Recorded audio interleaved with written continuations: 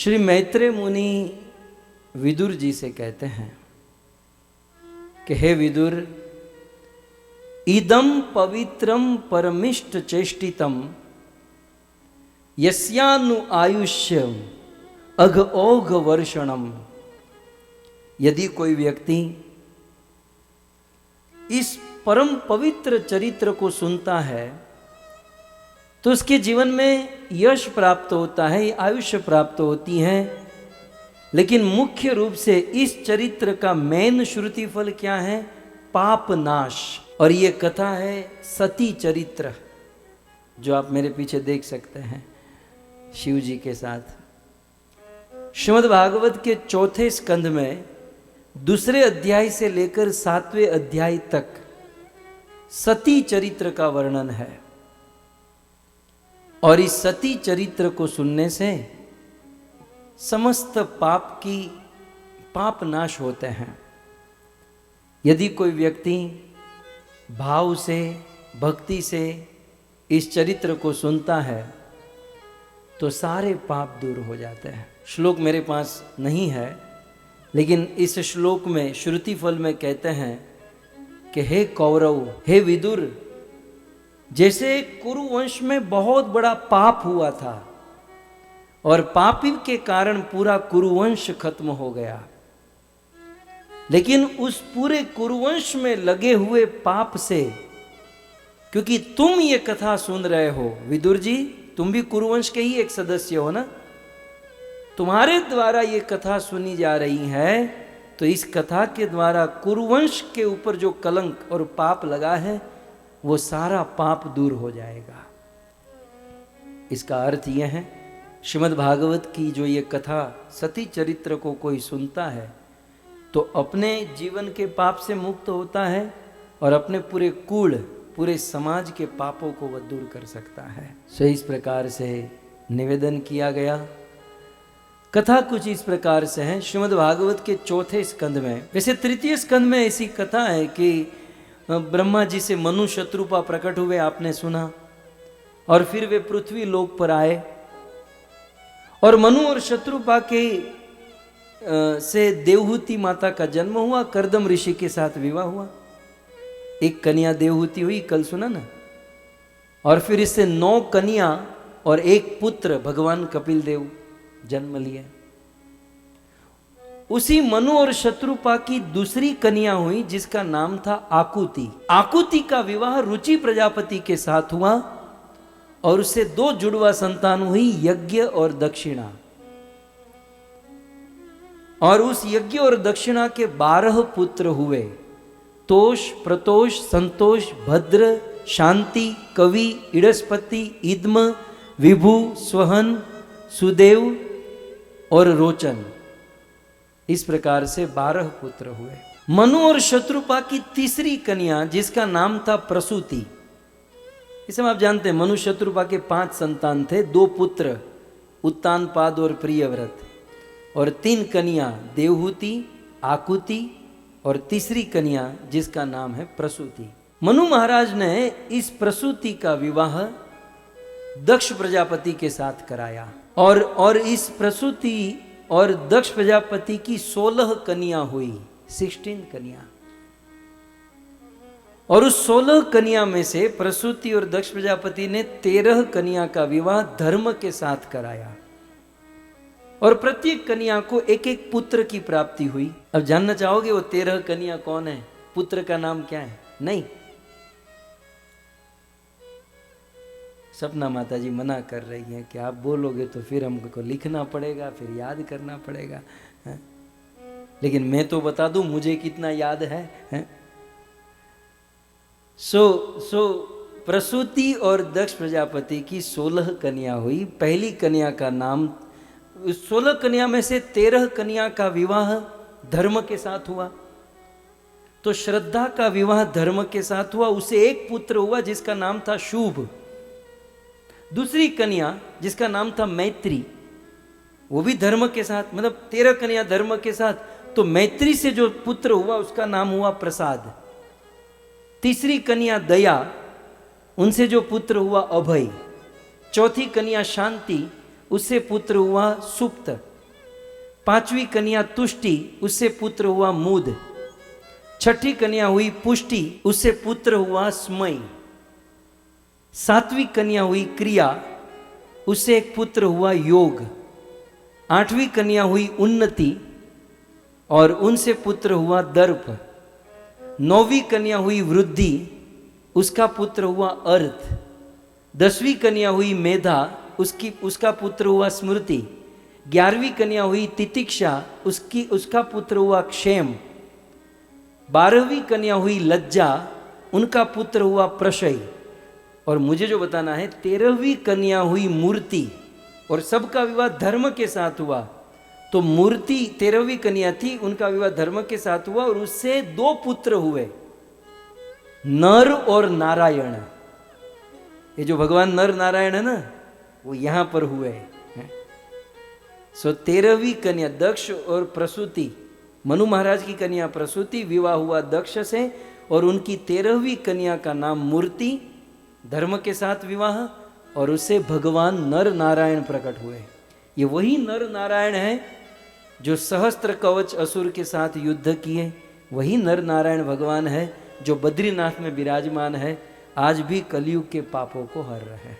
और फिर 13 कन्या हो गई। अब 14वीं कन्या का नाम था स्वाधा, उनका विवाह पितृगण के साथ हुआ, उससे 4 पुत्र और 2 पुत्री की प्राप्ति हुई।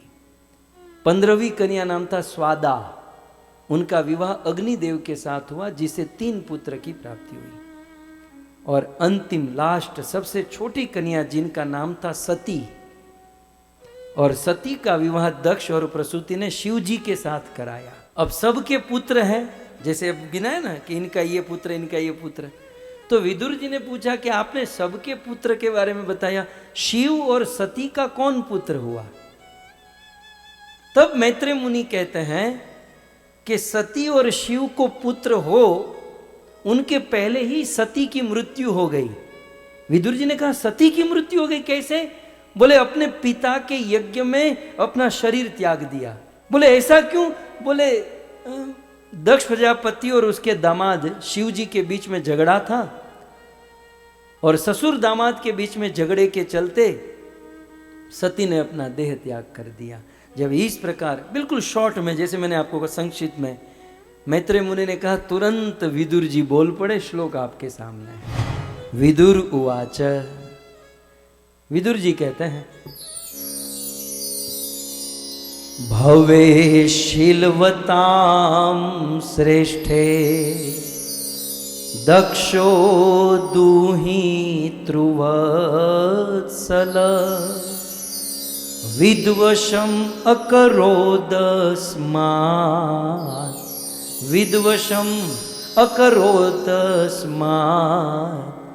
अनादृत्यात्मजां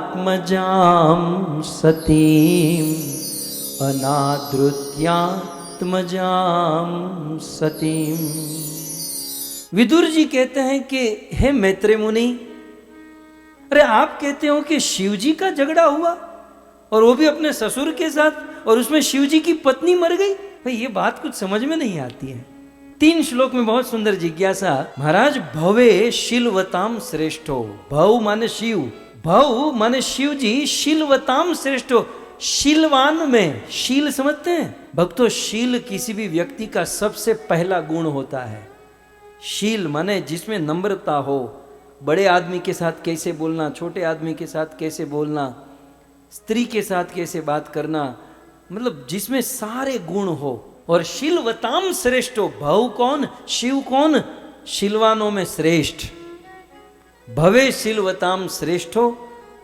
और दूसरी ओर दक्ष दुहितृ वत्सल, और दक्ष अपनी बेटी, दुहितृ माने सबसे छोटी बेटी सती से बहुत प्रेम करता है। शिव जी शीलवान में श्रेष्ठ हैं, और दक्ष अपनी छोटी बेटी सती से बहुत प्रेम करते हैं।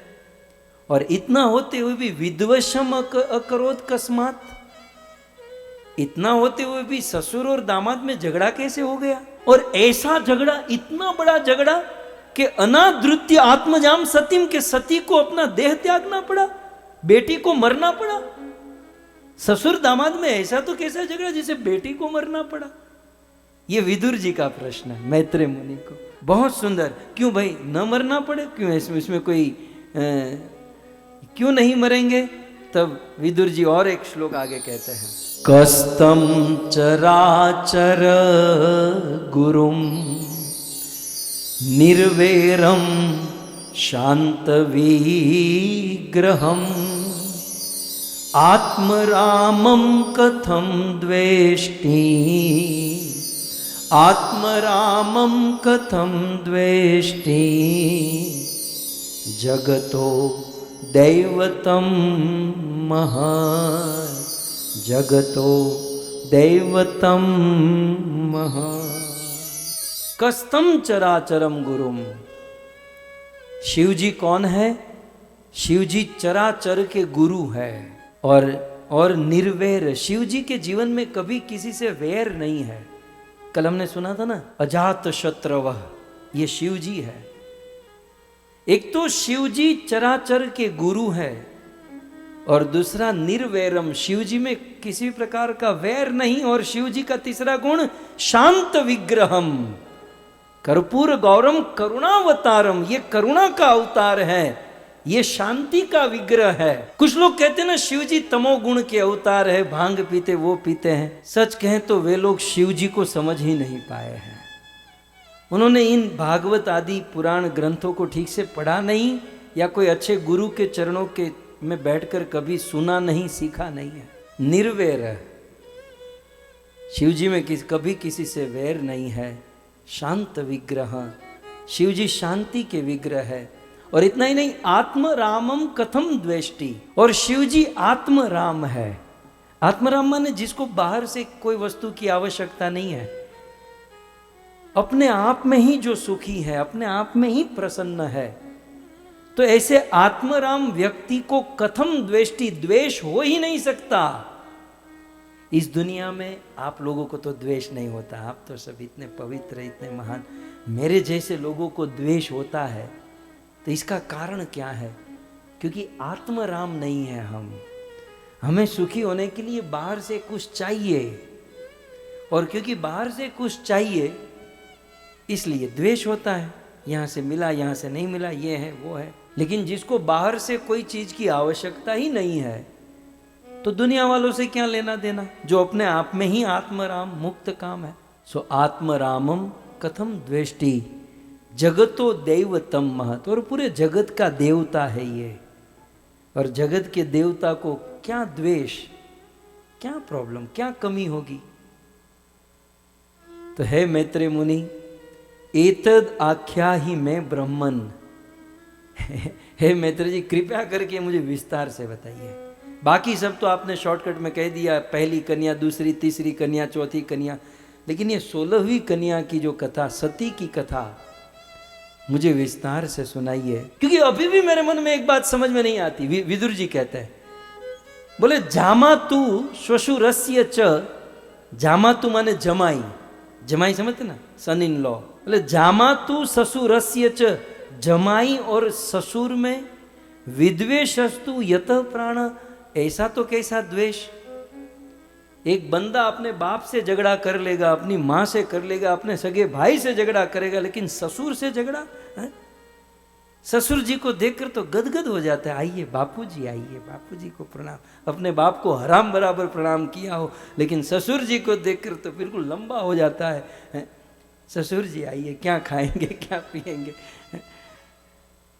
तो विदुर जी का ये प्रश्न है कि आदमी किसी से भी झगड़ा करेगा यार, लेकिन अपने ससुर जी से झगड़ा करेगा, ये कुछ समझ में नहीं आ रहा। और इतना झगड़ा इतने हद तक पहुंच गया कि सती को अपना प्राण त्यागना पड़ा। कृपया करके ये बात मुझे विस्तार से सुनाइए। इस प्रकार से जब विदुर जी ने जिज्ञासा की, तो मैत्रेय मुनि यह कथा प्रारंभ करते हैं। कथा समझ चुके ना, श्रुति फल। फिर से याद कराऊं, ये 7वां श्रुति फल है, और इस 7वें श्रुति फल में 4थे स्कंद की 2 अध्याय से 7वें अध्याय तक की कथा है, सती चरित्र। और इसे सुनने से हमारे पाप का तो नाश होता है, लेकिन पूरे कुल का, पूरे समाज का पाप नाश होता है। तो कथा तो विस्तार से सुननी चाहिए, लेकिन क्योंकि हम सारे श्रुति फल ले रहे हैं इसलिए संक्षिप्त में सती चरित्र सुनकर हम आगे बढ़ेंगे। मामला कुछ ऐसा था कि दक्ष प्रजापति बहुत गुणवान थे और दक्ष प्रजापति के गुण को देखकर ब्रह्मा जी प्रसन्न हुए और ब्रह्मा जी ने दक्ष प्रजापति को समस्त प्रजापतियों का राजा बना दिया कि भाई तुम राजा, क्योंकि तुम्हारे अंदर गुण है। गोस्वामी तुलसीदास जी कहते हैं, इस दुनिया में कौन ऐसा पैदा हुआ है जिसको धन और पद मिलने पर दिमाग आउट न हो जाए। दक्ष बहुत अच्छे थे, दक्ष प्रजापति बहुत गुणवान थे, लेकिन जब से राजा बने हैं ना, तब से उनको अभिमान हो गया। एक दिन दक्ष प्रजापति ने मीटिंग बुलवाई, बहुत बड़ी मीटिंग हुई और उस मीटिंग में यज्ञ भी था और सब लोग आए, दुनिया के छोटे बड़े सब लोग। ब्रह्मा आए, शिव जी आए, भगवान विष्णु नहीं आए थे। भगवान विष्णु ने सोचा कि गड़बड़ होगी, मैं जाऊंगा तो मेरा चक्र कंट्रोल में नहीं रहेगा, तो ये लोग को कर लेने दीजिए। सब आए, सब लोग अपने अपने स्थान पर बैठे थे और उसी समय राजाधिराज दक्ष प्रजापति, उस भागवत में तो मैत्रेय मुनि कहते हैं जैसे सूर्य प्रकट होता है तम सकांशान सूर्यवत, दक्ष प्रजापति उस सभा में प्रवेश हुए और जैसे ही दक्ष प्रजापति आए सब लोग अपने अपने स्थान पर खड़े हो गए। अब ब्रह्मा जी तो उनके बाप थे, पिताजी, उनको तो खड़े होने की जरूरत नहीं थी, तो ब्रह्मा जी खड़े नहीं हुए, बाकी सब लोग खड़े हुए, लेकिन ब्रह्मा जी के साथ शिव जी भी खड़े नहीं हुए। और दक्ष प्रजापति ने देखा सब लोग खड़े हुए हैं, ब्रह्मा तो मेरा बाप है ठीक है, लेकिन ये शिव मेरा दामाद, मेरा सन इन लॉ, और उसे इतनी बुद्धि नहीं कि मेरे आने पर खड़े होना चाहिए। अब इस दक्ष प्रजापति को इतना अभिमान कि हजारों लोग खड़े हुए, ये नहीं दिखाई दे रहा, लेकिन एक आदमी नहीं खड़ा हुआ तो उसके मन में खटक रहा है। ऐसा होता है। आप लोग रोज मेरी प्रशंसा करो ना, लाल गोविंद प्रभु ऐसे हैं ऐसे हैं ऐसे हैं, फिर एक दिन प्रशंसा नहीं करोगे ना तो होगा कि यार ये लोग सब बिगड़ गए हैं, अब कोई कुछ काम का नहीं है। ऐसा होता है। बहुत बहुत जब अभिमान हो जाता है ना, नहीं तो देखिए देवराज इंद्र की पूजा हमारे ब्रजवासी प्रति वर्ष करते थे। हर साल देवराज इंद्र की पूजा होती थी और वो भी भगवान के कहने पर। एक बार पूजा नहीं हुई तो इंद्र को कितना ईगो हर्ट हो गया, कितना उनका ईगो हर्ट हुआ। और इंद्र ने सांवर्तक मेघ बरसाया, बोले सारे ब्रजवासियों को मार दो, जान से मार दो। अब जिसने इंद्र की पूजा नहीं की थी उनको कोई कोई प्रॉब्लम नहीं थी, ब्रज में ही वर्षा हुई, ब्रज के बाहर एक बूंद भी नहीं गिरी। तो इस प्रकार से आदर लेते लेते, सम्मान लेते लेते सम्मान लेने की भावना आदत हो जाती है। यहां पर ऐसा हुआ और दक्ष प्रजापति का दिमाग इतना आउट हुआ। मीटिंग तो हुई थी, एजेंडा बहुत सारा था, लेकिन अब क्या करें, दिमाग आउट है। माइक हाथ में पकड़ा और शिव जी की बुराई करने लगे। ये मेरा दामाद, मेरी बेटी इनके घर पर है, लेकिन इतनी भी बुद्धि नहीं है कि कोई महान व्यक्ति आए तो उनके आदर में खड़े होना चाहिए। और ये शमशान में रहता है, भूतों के साथ उठता बैठता है। इसको कोई पूछो कि तूने सलून में कब जाकर बाल कब कटाया, ये अपनी लंबी लंबी जटा बढ़ाते रहता है। दुनिया के लोग शरीर पर पाउडर लगाते, ये शमशान की भस्म लगाता है। मेरी बेटी इतने बड़े राज परिवार में बड़ी हुई और उसके रहने के लिए एक झोपड़ी तक नहीं बनाया, बरगद के पेड़ के नीचे रखता है।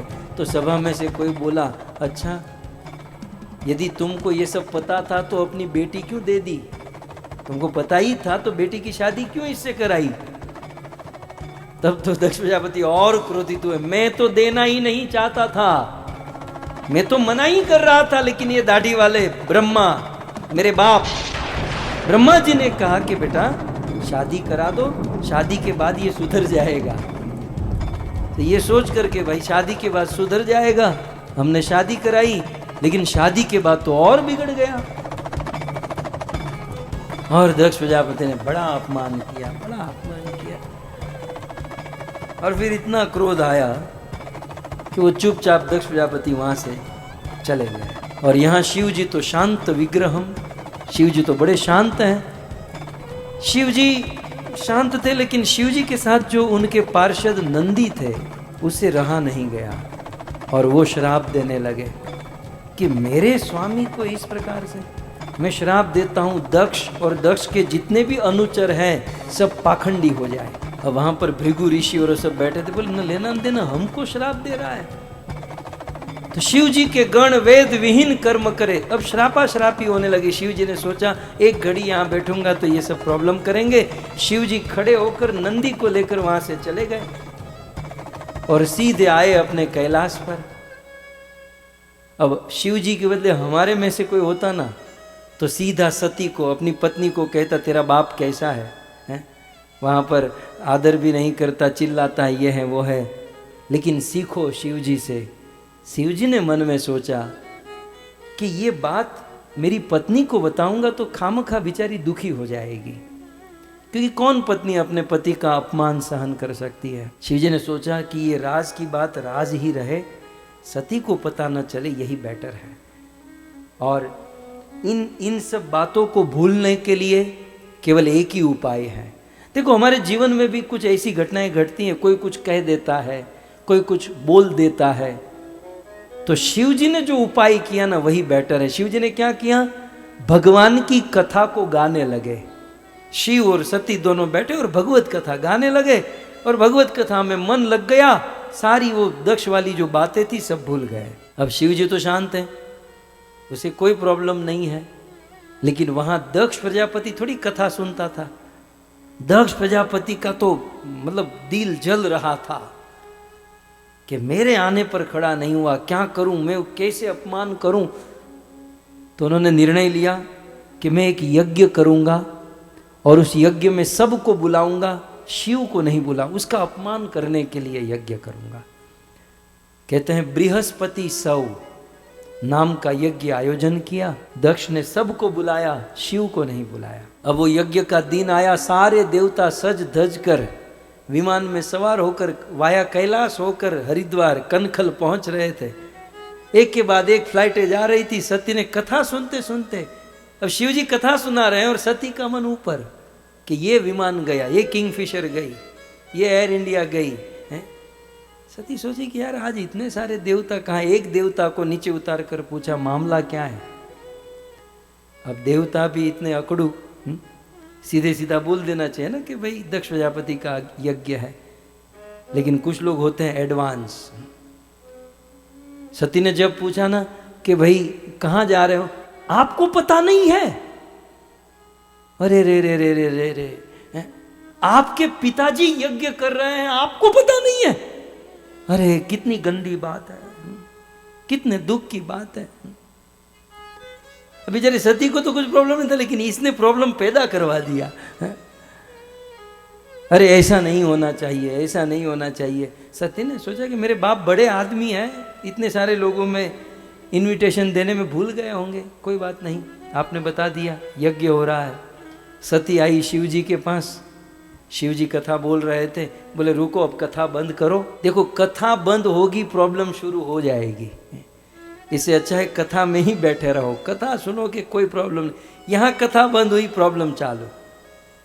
अब पति पत्नी, सत्य ने कहा कि देखो मेरे मैके, मेरे पिताजी यज्ञ कर रहे हैं और चलो ना हम जाते हैं, मेरी बहन आई होगी। सती की कितनी 15 बहन है ना, 16 कन्या का, मेरी बहन आएगी, उनके बेटे भांजे आए होंगे, मेरे चाचा मेरे ताता ताऊ आए होंगे, तो हम सबको मिलेंगे, चलो ना। शिव जी ने कहा नहीं, नहीं जाना है। सत्य ने कहा हम तो जब भी मई के जाने की बात करते हैं आप तो मना ही कर देते हो, आपको $1500 भी भारे पड़ता है? आपको टिकट भी भारे पड़ती है, आप क्यों नहीं जाने देते?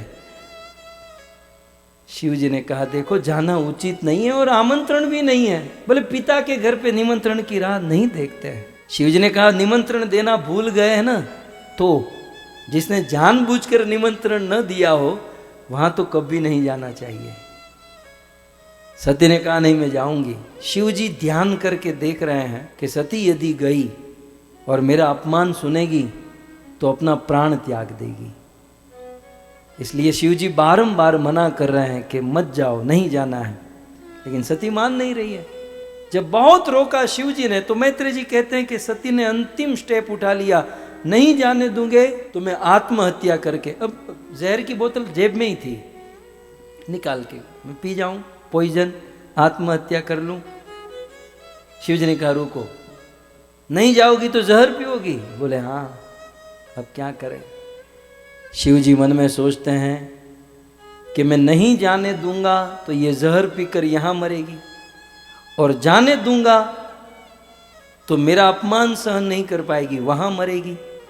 अब मरना तो इसने ठान ही लिया है। शिव जी बेचारे मन में, अब मरना तो इसने ठान ही लिया है, तो मेरे यहां मरे उससे अच्छा है अपने बाप के वहां मरे हैं, क्योंकि मेरे यहां मरेगी तो वैसे ही वो द्वेष कर रहा है, और यहां मरेगी तो ऐसा केस ठोक देगा कि कोर्ट के चक्कर हो जाएंगे, मेरा भजन भक्ति साधन हरिनाम जप कथा कीर्तन छूट जाएगा। उससे अच्छा है कि देवी तुम्हें जाना है तो जाओ, मैं नहीं रोकता। सती तैयार हुई, नंदी को भेजा। सती हरिद्वार कनखल में आई और देखा कि इतना बड़ा यज्ञ का आयोजन, सब लोग, पूरी दुनिया वहां पर आई थी, लेकिन सती को निमंत्रण नहीं था। सती ने कई लोगों को पूछा कि भाई हमको क्यों नहीं बुलाया, हमको क्यों नहीं बुलाया, कहीं से ठीक से जवाब नहीं मिला। सीधे सती अपनी मां प्रसूति के पास गई और मां को बिठाया, कहा मां अब तू ही बता एक्चुअल प्रॉब्लम क्या है, हमको क्यों नहीं बुलाया गया। तब प्रसूति ने कहा कि बेटा बात तो बहुत छोटी है, अब तेरा पति मंगला आरती करता है, डेली मंगला आरती जगता है, और सुबह सुबह मीटिंग में आकर बैठा था, तो जब की आ गई होगी, तेरे बाप जब आए तो बेचारा खड़ा नहीं हो पाया, इतनी कोई गलती नहीं थी, लेकिन तेरे पिता को इतना बुरा लग गया कि उस शिव का अपमान करने के लिए इस यज्ञ का आयोजन किया है। जब इस प्रकार से सुना कि मेरे पति का अपमान करने के लिए आयोजन, तब सती के हृदय में बड़ा कष्ट हुआ। अब देखिए सती का स्वरूप। उस समय सती उस सभा के एक उच्च मंच के ऊपर चली गई जहां सब लोगों की दृष्टि पहुंच सके, और उच्च आसन पर जाकर सती सबको संबोधन करते हुए कहती है, सुनहु सभासद हे जी सकल मुनिंदा, कहीं सुनी जिन शंकर ही निंदा, सो फल तुरंत लहब सब काहूं, भली भांति पछिताब पिता। सुनहु सभासद सकल मुनिंदा, हे सभासदो कान खोल कर सुन लो कि इस सभा में जिस किसी व्यक्ति ने शिव जी की निंदा की है, और जिस किसी व्यक्ति ने शिव जी की निंदा सुनी है, वो पछताएगा, वो अवश्य पछताएगा। क्यों? क्योंकि शिव कोई निंदा करने लायक है, शिव कोई अपमान करने लायक है। मेरे पिताजी ऐसा कहते हैं कि शिव शरीर पर भस्म लगाते हैं, लेकिन पिताजी जानते हैं कि वो भस्म इसलिए लगाते हैं, दुनिया वालों को समझाना चाहते हैं कि चाहे शरीर को कितना हो सजा लो, एक ना एक दिन ये शरीर श्मशान की भस्म होने वाला है। मेरे पिताजी कहते हैं कि शिव जी ने अपने लिए घर नहीं बनाया। शिव जी को तुम क्या जानो? शिव जी अपने सेवकों को, जब रावण ने शिव जी को प्रसन्न किया तो उनको दान में सोने की लंका दे दी। जो आदमी दूसरों को डोनेशन में, दान में सोने की लंका दे सकता है, वो अपने लिए क्या नहीं बना सकता। सर्वसमर्थ होते हुए भी वैराग्य रूपी जीवन जी रहे हैं, ये उनकी महिमा। लेकिन आप क्या जानो? मेरे पिताजी कहते हैं कि शिव जी भूत प्रेतों के साथ रहते हैं। अरे शिव जी भूत प्रेतों के साथ इसलिए रहते हैं क्योंकि देवताओं को का उद्धार करने वाले विष्णु है, मनुष्यों का उद्धार करने वाले साधु संत है, लेकिन भूत प्रेत का उद्धार करने वाला कौन? शिव जी के हृदय में करुणा, उन भूत प्रेतों के साथ रहकर अपना संग, एसोसिएशन, सानिध्य देकर आज नहीं तो कल वे सुधरेंगे, यह सोचकर शिव जी उनके साथ रहते। लेकिन आप लोग, श्रीमद् भागवत जी में मैत्रेय मुनि कहते हैं, सती ने कहा, दोषान परेशान ही गुणेशु साधवो गृणन्न के चित्न भवादृशो द्विज। इस दुनिया में साधु वो है जो कभी किसी में दोष न देखे और किसी व्यक्ति के थोड़े से भी गुण को देखकर उसको महान गुण बोलकर उसको प्रस्तुत करे, उसे तो महात्मा कहा जाता है। शिव जैसा महात्मा इस धरती पर कोई नहीं है। और संत शंभु श्रीपति अपवादा, यदि कोई व्यक्ति संतों का और शिव जी का अपराध करता है, यदि कोई मान लो आप जहां बैठे हो और वहां वैष्णव का अपराध हो, तो काटी ये जीव जो काटी बसाई, यदि आप में ताकत हो तो उसकी जीभ खींच लेनी चाहिए। अपराध करने वाले की जीभ ही खींच लेनी चाहिए। और यदि ऐसा न कर सको कोई बात नहीं, कान बंद करके वहां से निकल जाना चाहिए। लेकिन आप लोगों ने जब शिव जी का अपमान हुआ तो दक्ष को रोका नहीं। और चलो नहीं रोक सकते तो आपको अपने कान बंद करके निकल जाना चाहिए था। लेकिन शिव जी का अपमान होते समय आपने आनंद लिया। कई बार कुछ लोग होते हैं स्वयं अपराध नहीं करते, लेकिन दूसरे निंदा और अपराध करते ना, वहां आनंद लेते हैं। हाँ, भले वो सब मरेंगे, उन सब को दंड मिलेगा। और सती कहती है कि आज मुझे लज्जा आ रही है कि दक्ष प्रजापति ने शिव जैसे महात्मा का अपराध किया और उस दक्ष प्रजापति के अंग से मेरा जन्म हुआ। उस दक्ष प्रजापति की बेटी कहलाना आज मुझे लज्जा आ रहा है, क्योंकि उन्होंने शिव जी का अपमान किया है। अब ये शरीर में रखने के योग्य नहीं हूं, क्योंकि इस शरीर के बाप ने शिव जी का अपमान किया है। मैंने इन कानों से मेरे पति का इतना बड़ा अपमान सुना, आज मैं जीने के लायक नहीं। सती के शरीर से योगाग्नि प्रकट हुई। वो अपने पति का अपमान सहन नहीं कर पाई और सती के शरीर से योगाग्नि प्रकट हुई और उसी स्थान पर जलकर मर गई। और यह समाचार नारद जी शिव जी को जाकर दे दिए। वहां शिव जी कैलाश में बैठे थे और जैसे ही शिव जी को पता चला, समाचार जब शंकर पाए, वीरभद्र करी कोप पठाए, यज्ञ विदंस जाई तीन कीना, सकल सुरन विधि बत फल दीना। ये समाचार जब शिव जी को मिला, शिव जी आक्रोश में आ गए। शिव जी तुरंत खड़े हो गए, मेरी पत्नी मर गई। शिव जी ने अपने मस्तक से जटा उखाड़ी, भूमि पर पटकी और वीरभद्र नाम का एक रुद्र गण, शिव जी का एक गण प्रकट हो गया। और शिव जी ने उस वीरभद्र को कहा कि वीरभद्र जाओ उस दक्ष प्रजापति के यज्ञ में, और जिसने जैसा अपराध किया है उस अपराध के अनुसार उन सबको दंड दो।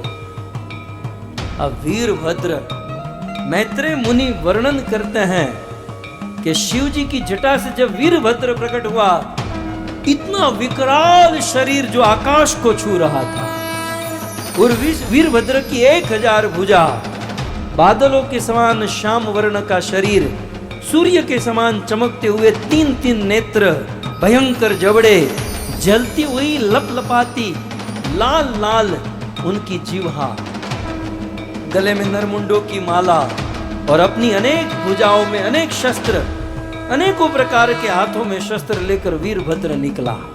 शिव जी ने कहा जाओ वीरभद्र, जिसने जैसा अपराध किया है सबको ये यथामाम प्रपद्यन्ते करके आओ। वीरभद्र निकला। तब शिव जी के गणों ने सोचा, यार आज मौका है, आज हमारे स्वामी का काम करने का दिन है, आज मौका है। सब लोग वीरभद्र के साथ, देखिए मरेंगे ना तो इतिहास के पत्तों में अमर हो जाएंगे कि मरे तो शिव जी के लिए मरे, और जीत कर आए तो स्वामी के द्वारा उपहार प्राप्त कर जाएंगे। समर मरन पुनि सुर सरितीरा,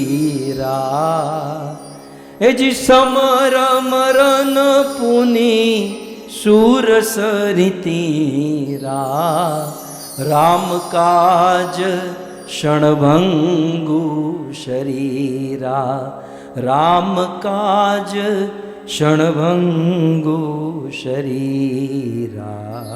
समर मरण पुनि सूर सरितीरा, आज रण संग्राम में जाएंगे, मरेंगे तो भी लाभ और जीतेंगे तो भी लाभ। आज तो लाभ ही लाभ है। शिव जी के सारे गण तैयार हो गए और सारे गण जो हाथ में आया, अब वहां जेन्युइनता थोड़ी थी कि तलवार लेंगे, भाला लेंगे, धनुष, जो हाथ में आया उठाया। किसी के हाथ में बोने हथियार, किसी के हाथ में भूरे, किसी के पीले, विचित्र विचित्र प्रकार के हथियार लेकर वीरभद्र के साथ मारो मारो की ध्वनि करते हुए सब निकल पड़े।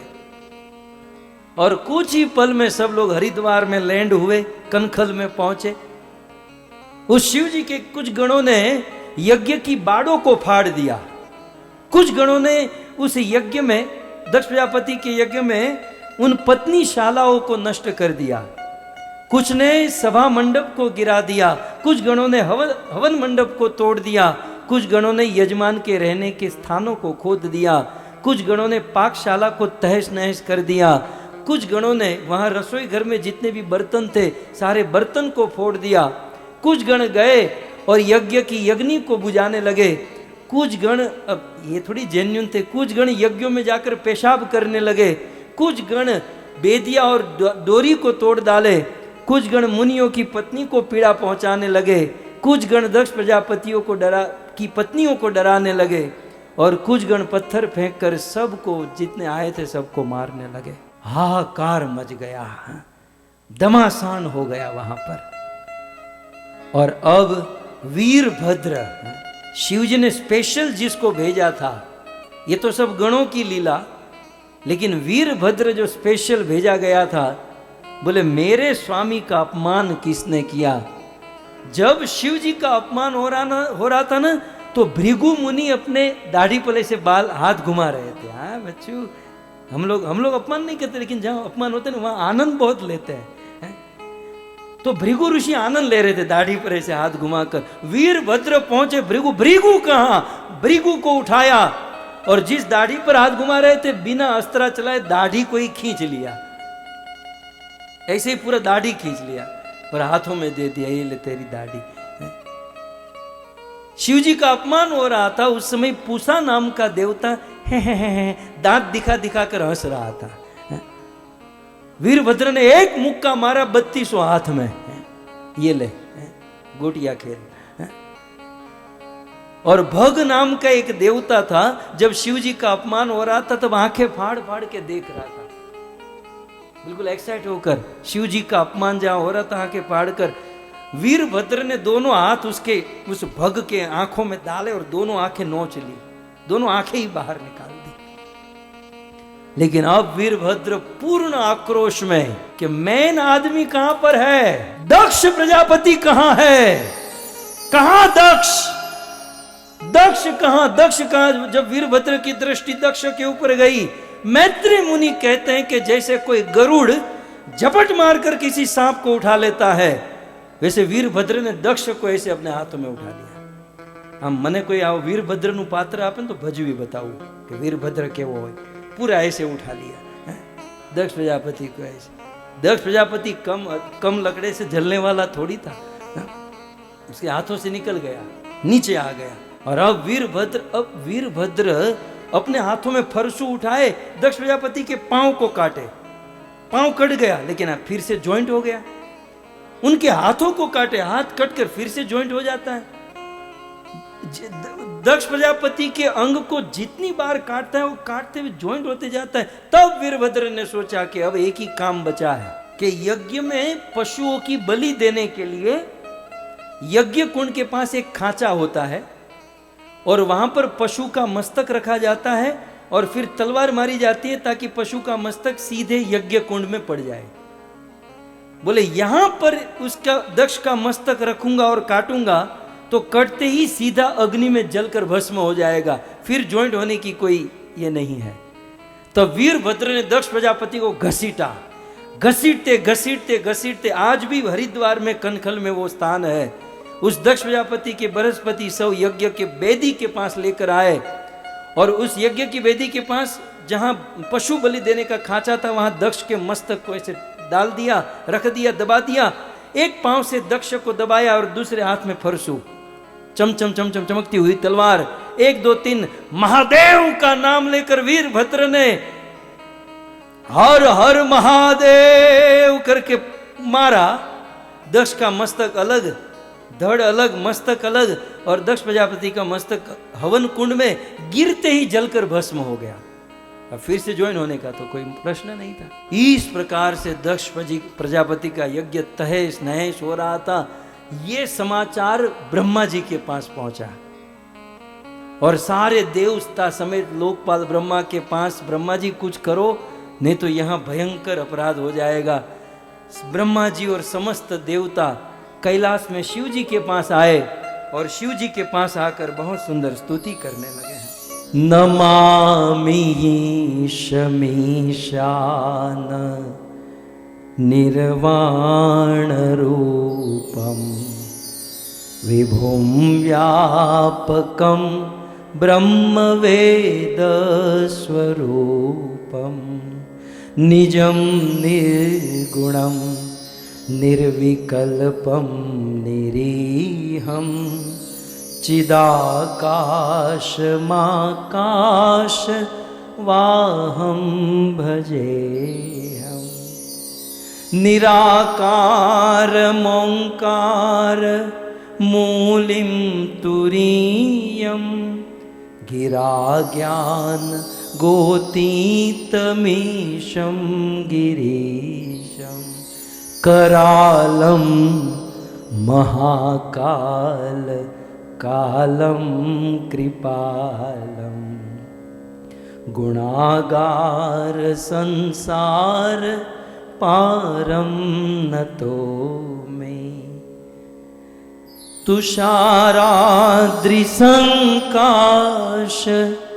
गौरम गभीरम मनोभूत कोटि प्रभाश्री शरीरम स्फुरन्मौलिकल्लो निचारूरगंगा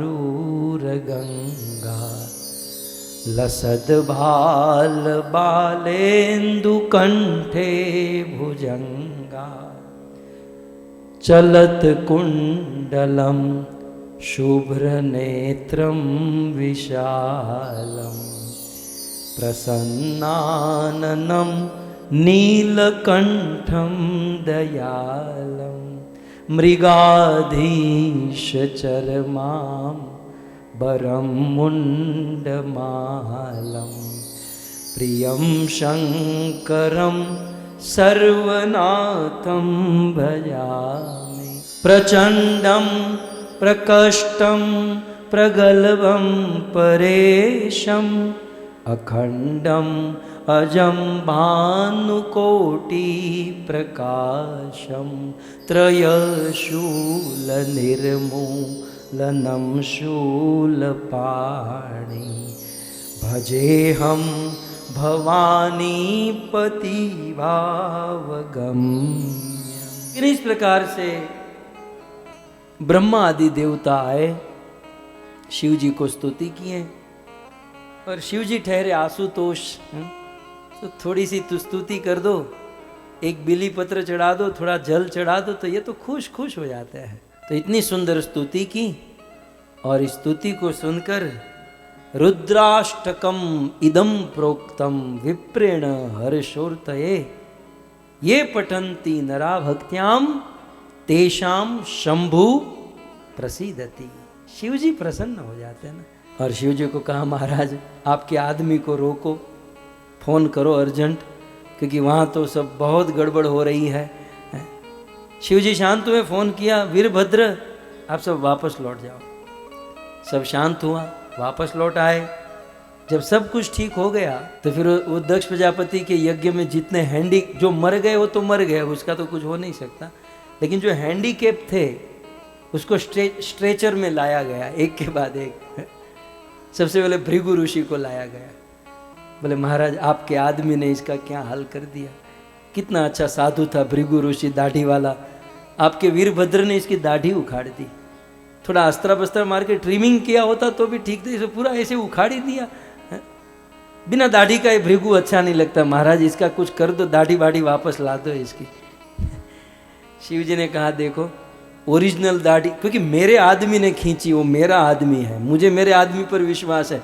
जड़ मूल से उखाड़ दिया होगा उसने, तब तो वो दाढ़ी नहीं आ सकती, ओरिजिनल नहीं आ सकती। लेकिन चलो आप लोग इतनी प्रार्थना करते हो तो बकरे की दाढ़ी लगा सकता हूँ। बोले लगा दीजिए, थोड़ी बहुत दाढ़ी हो जाएगी तो ये अच्छा लगेगा। तो बकरा दाढ़ी, उस दिन से बकरा दाढ़ी शुरू हुई है, लोग रखते हैं ना। भृगु ऋषि बकरे की दाढ़ी लगाई। फिर स्ट्रेचर में दूसरा आदमी, वन बाय वन शिव जी के सामने। दूसरा पूसा नाम का देवता, बोले महाराज आपके आदमी ने इसके 3232 निकाल दिए। कम से कम 2-3 रखे होते तो खा पी सकता था, 3232 हाथ में दे दिए।